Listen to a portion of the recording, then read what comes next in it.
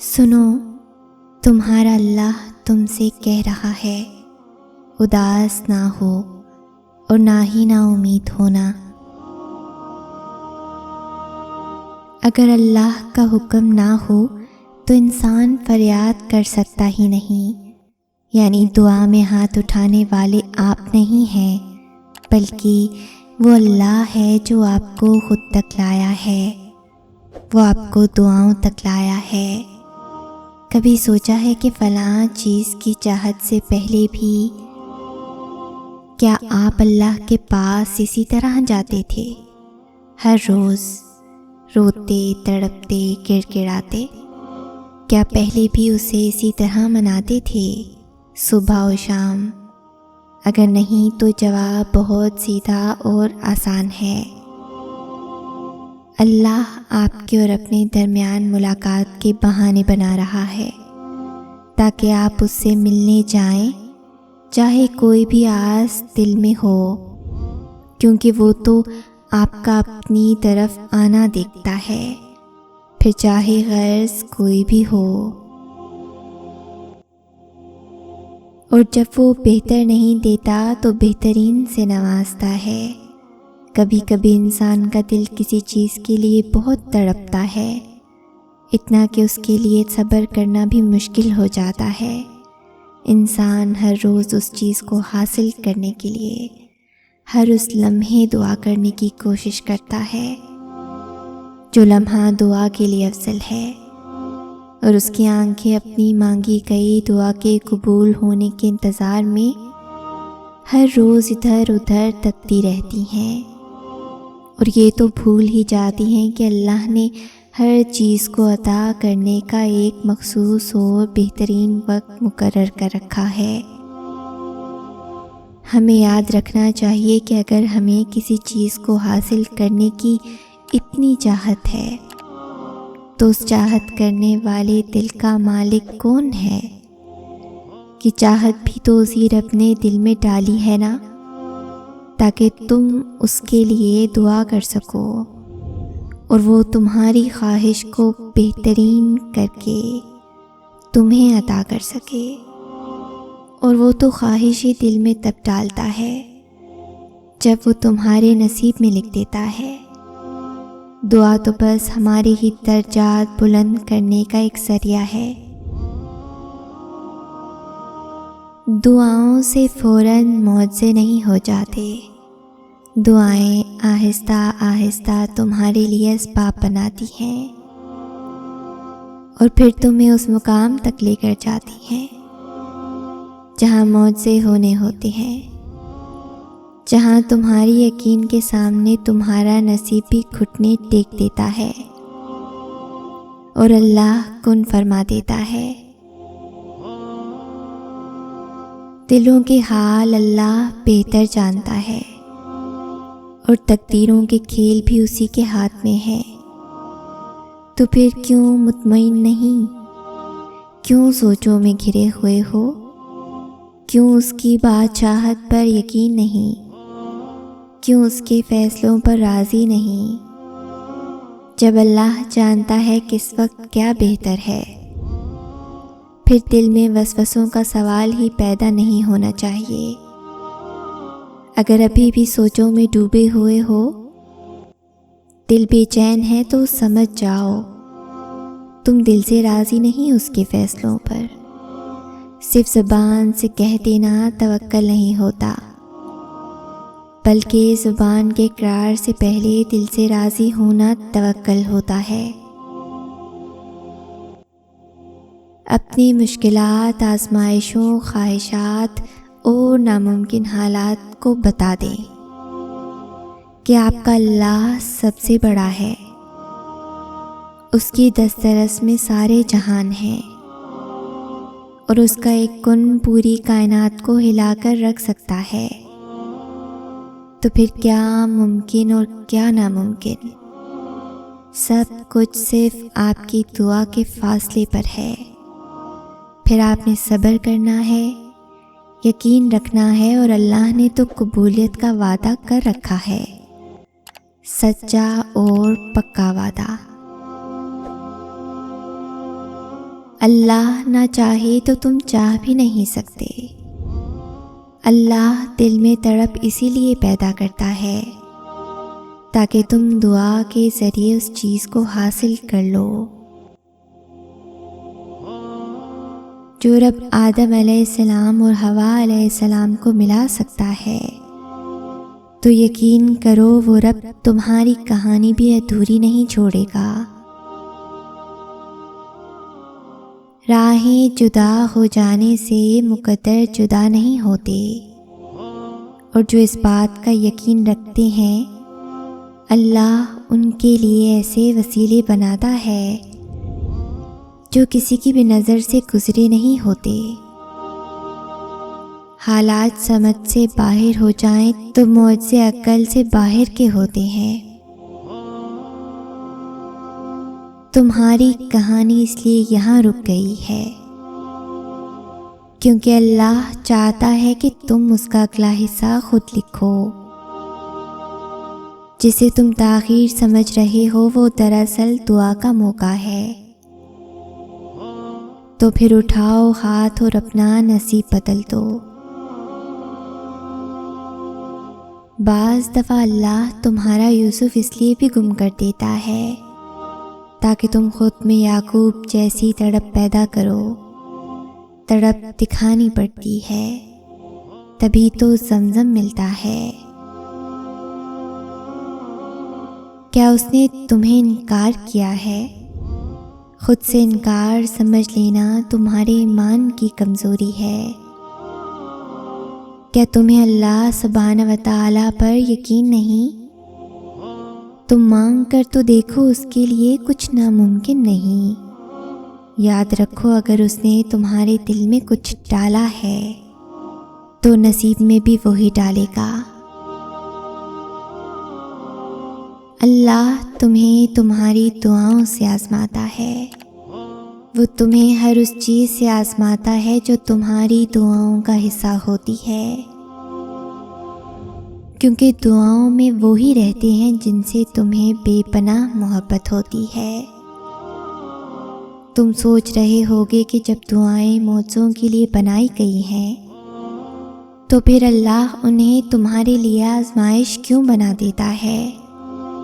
وہ ایسا اس لیے کرتا ہے کیونکہ دعائیں توکل کی دلیل ہوتی ہیں، اور اللہ کہتا ہے کہ تمہیں کیا لگتا ہے کہ تم کہو گے کہ میں ایمان لایا اور تمہیں آزمایا نہ جائے گا؟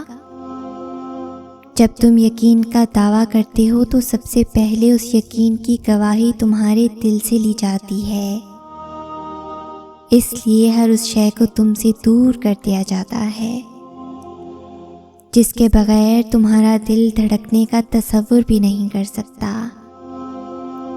تمہاری سانسوں کی وجہ چھین کر اللہ دیکھتا ہے کہ کیا اتنا توکل ہے تمہیں اس پہ کہ تم اس پہ یقین رکھ کے سانسیں لیتے ہو، اور جب تم اس کی رضا کے لیے یہ بھی کر گزرتے ہو تو وہ بھی تمہاری رضا کے لیے ان کی ہر حد سے گزر جاتا ہے۔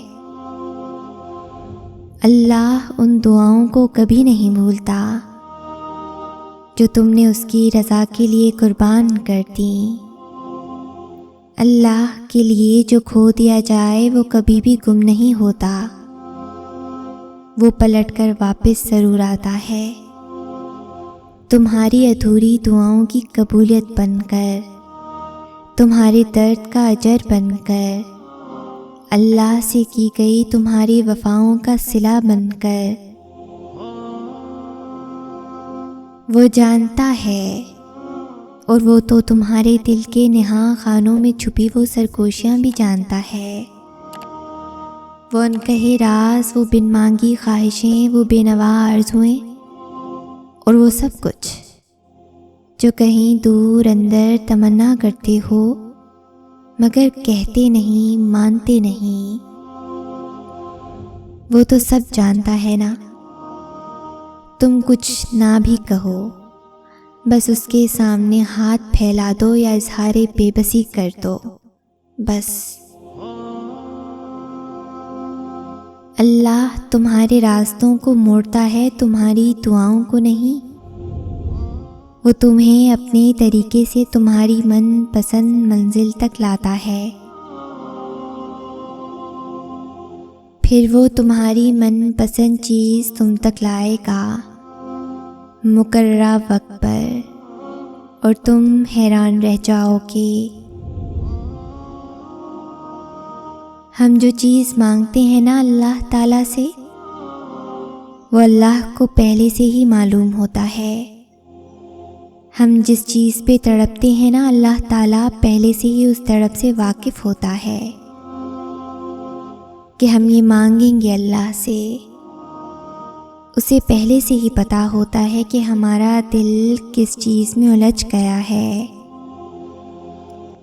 تو جب اللہ کو پہلے سے معلوم ہوتا ہے تو وہ ہمیں کیوں نہیں عطا کرتا؟ اسی لیے تو اس نے دعا بنائی، دعائیں مانگنے کے لیے ہمیں بنایا، تاکہ ہم اس سے مانگیں، اس سے باتیں کرتے رہیں، اسے بلاتے رہیں، اس سے دور نہ ہو جائیں، اس کے قریب رہیں، تاکہ وہ ہماری طرف متوجہ ہو سکے۔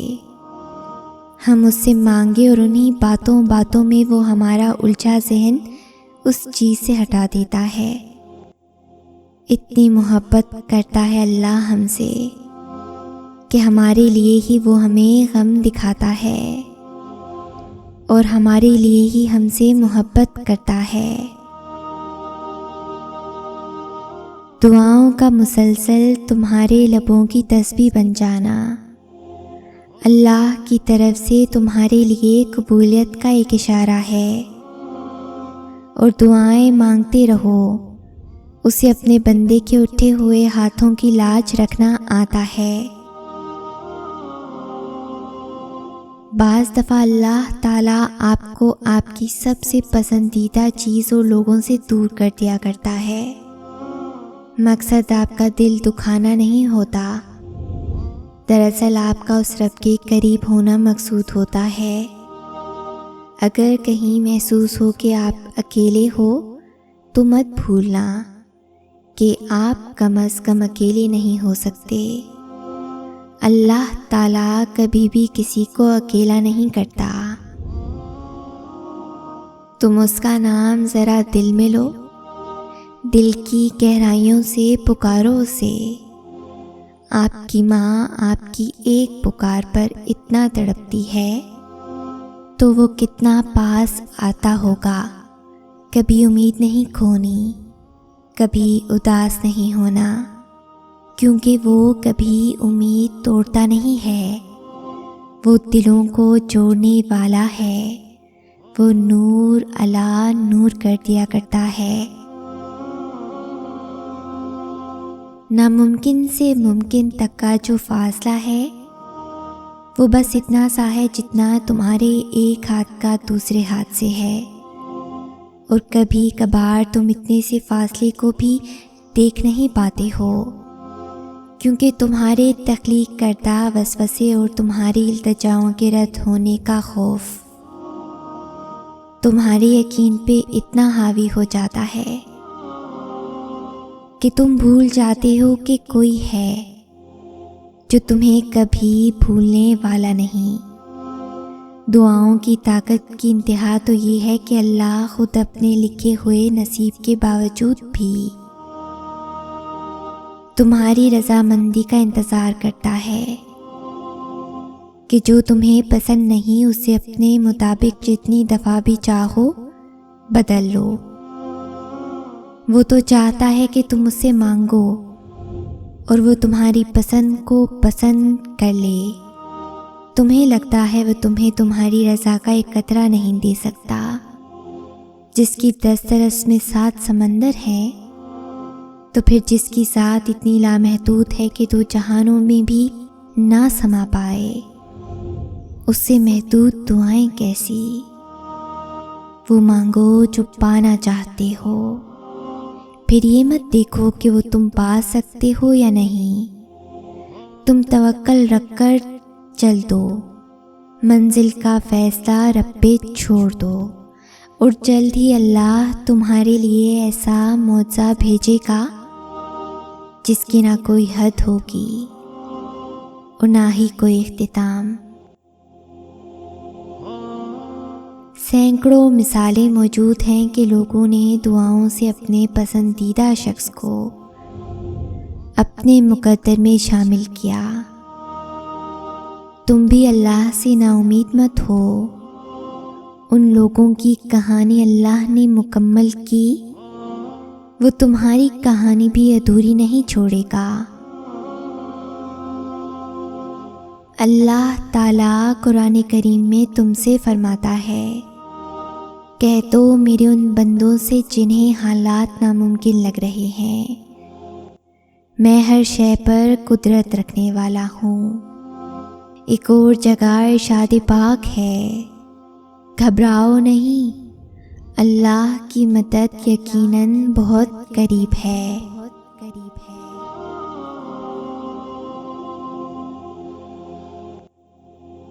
اگر اس ویڈیو نے آپ کے دل پر اثر کیا ہے تو اسے زیادہ سے زیادہ لائک اور شیئر کریں۔ شان سے جئیں اور اپنوں کا مان رکھیں۔ انٹل نیکسٹ ٹائم، اللہ حافظ۔